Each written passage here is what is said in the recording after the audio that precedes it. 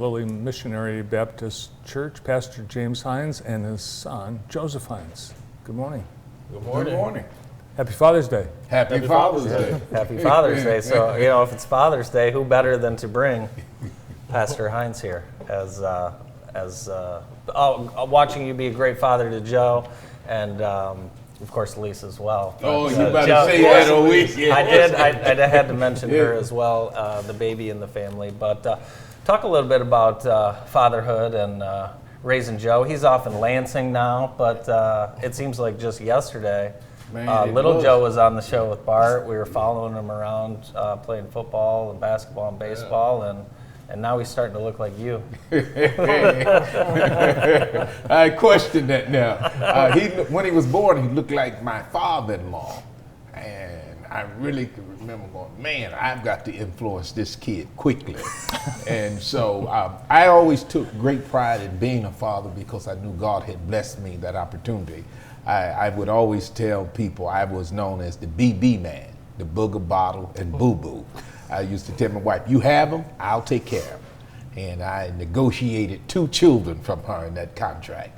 And it was just a blessing because I tell people, I believe God blessed me greatly because of the work I had did with other children before my children. I had moved children in my home. And so God was gracious to me that I tell people, I tell him all the time, him and his sister, they validated my ministry. They became what I always wanted to be, very aware and conscious of people at a young age. And that was always significant. I was laughing with him in your green room. He says, I'm the same person deep down. Because years ago when he first came on, he must have been about 12. And I brought him and his sister, and the mother was disappointed in me because he had Mitch Mac socks on.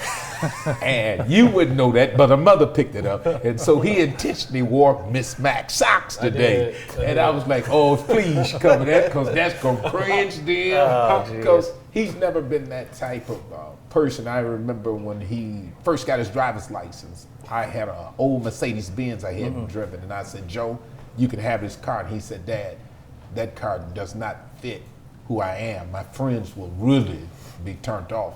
Yeah. And so he went and picked out a car that cost $175. It was smoking and popping, and he drove it until his sister said, you got to get Joe a new car. And so, but that's his personality. Yeah. He's more hot dogs and hamburger, and Lisa's more shrimp and caviar.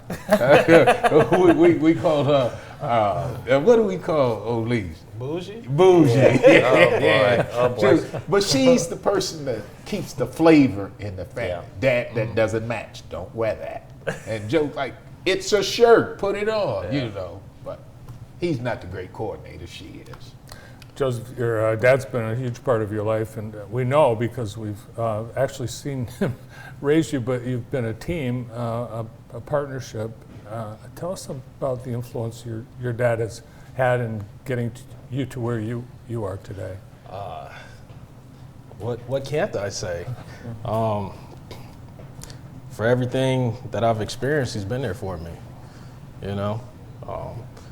I've always been able to make my own choices, but even when I do, I always hear his voice in the back of my mind, like, good job. Go to Harvard. Don't go to Ohio State. See, now we're on the same page finally.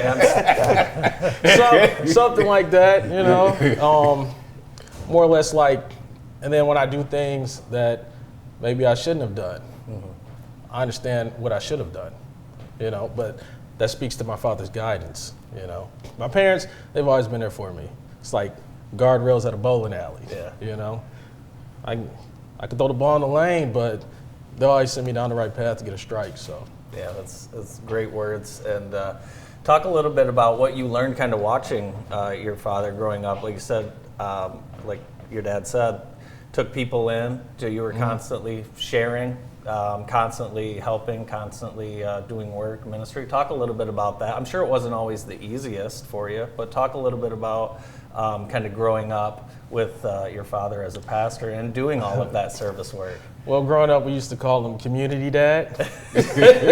So I have a lot of siblings around town, and around this, honestly, the state and this country. Like, But he always taught us to have a passion for people. Yeah. You know, if you're gonna do it, have energy doing it, be consistent with it, have a passion for it, and honestly, do it for other than yourself. Mm-hmm.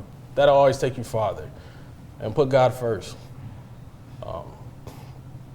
I know he let you choose your path, but in sports he pushed you. He was on the I was sidelines. very excited to watch you play. Everyone- I don't know if you're aware of this. I'm very excited to go to your games. He was like the assistant coach on the other side of the chain link fence. But for what you decided to do, he was an influence but not a force, right? Correct. You get to pick your own path, and it's not in the ministry. I'm a track guy.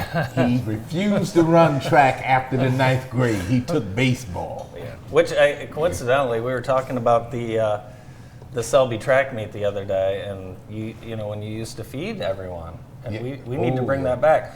This is your fault, Joe, because you didn't run track. Your dad lost interest in it a little bit, so we need to bring that back. So. Stone the child. I'll be honest. I was on the way to track practice, leaving class, headed down to the field. Somehow, baseball trials were going on the same day, and all my friends from football happened to be in there, and I went there first, and I thought I would be able to go to track as well, and then they told me I couldn't, but I had already committed to baseball, so I had to see that through. Nowadays, you got Yeah, kids playing explain 9 why you sports. had to see that through. Because my father always told me, I don't care if you're cheerleading, if you start something, you're not gonna quit.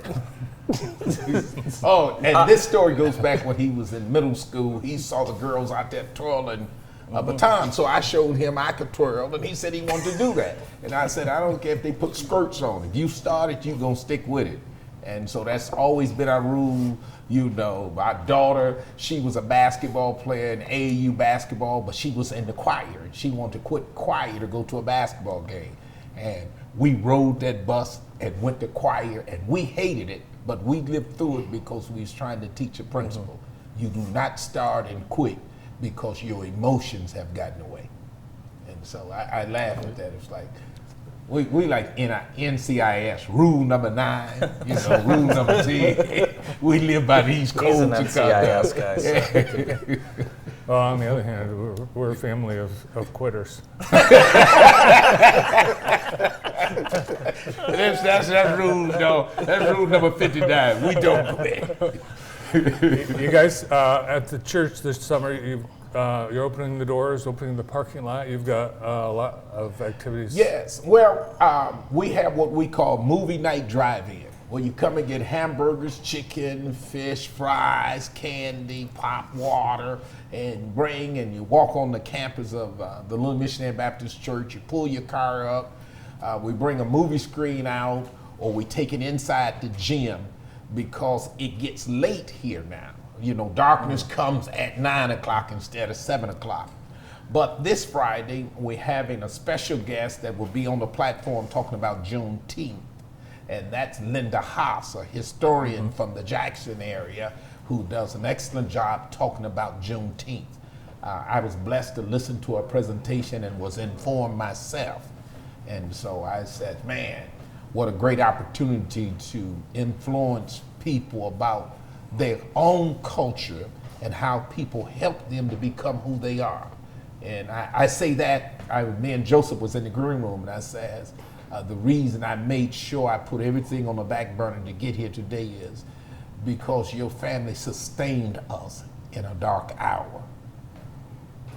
And I'll never forget that the parking lot I had went to get some food for Joseph and his mother when we brought him from Ohio.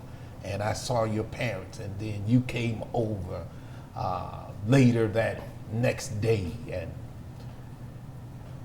somebody asked me, Reverend, have you ever been healed from that? I said, no. God teach you how to live with it.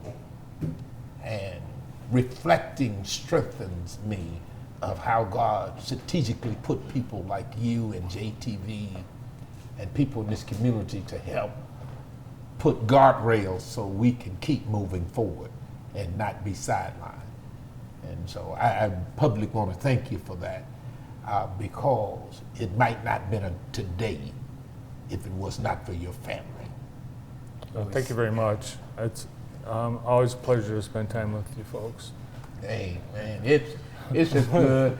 I always try to raise him to say hi, Dad, on TV. And Yeah. the first time he gets on TV, he say hi, Mom. But I'm with him. Yeah, you're with it. I don't care how you try to mop that up and clean it Yeah, up. let's see those socks. Oh, yeah. yeah. Socks, they're mismatched. Hey. One white and Yeah, one. no, he no, got some color with that's- it today. That's fine. The pattern's similar. Hey, thank you guys so much for being with us. We always appreciate and enjoy your company. Happy Father's Day to you both. Enjoy your weekend. Likewise. Well, just thank God for the bill that was signed in 1972 as you fed that information to me. That's right. Richard Nixon signed the official Yeah. bill making Father's Day a holiday. So happy Father's Day, guys. Hey, happy Father's Day, and keep loving each other.